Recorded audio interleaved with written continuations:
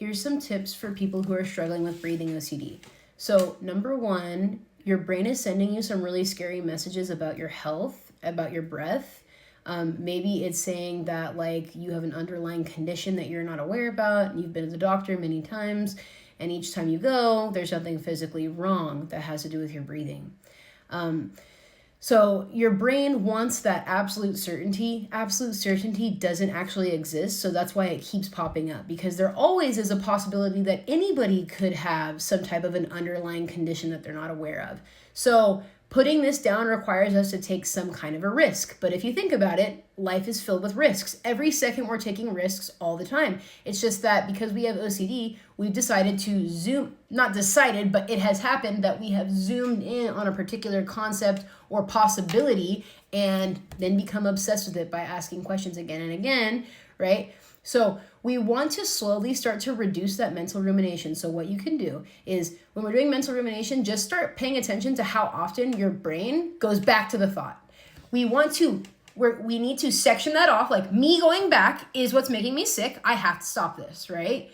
You're not going to stop it all at once, but what you can do is hour by hour, it's 9:52 now, right? I look at 9:52 until 10:52. I'm going to say every single time that my brain goes back to the thought, 1, 2, 3. Every time my brain starts going back to it, right? If I did it 50 times this hour, next hour I want it to get to 45 or 40, right? Because you ain't stopping it all at once. You need to gradually reduce it, right? Go do other stuff, like do life stuff. Live your life, right? Pay attention to that.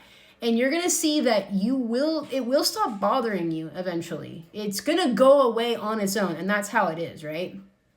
You're not going to feel instant relief if you do this. It's going to take some time for it to start to, right? If you do a compulsion, I feel better right now, unless you're really in a cycle, right? You're just fighting with it and fighting with it. You don't do the compulsion, it kind of throbs and it's like, oh my God, like you're so sick and you don't even know it. Wow, you're going to die. Whatever it tells you, right, to try to bother you, it's going to flare up and then it's going to go shh, like it's just going to fizzle down, right? For something tricky like this, it's going to take some time because we're going to need to reduce. And the lower we get down, you're going to see like, oh my God, I completely forgot about it. You will see that the more you practice it. But of course, I also want to recommend go see a therapist or a doctor. You can get treatment for this. I literally treat people with this every single day. These are some of the things that we do together. And you do get better from your OCD.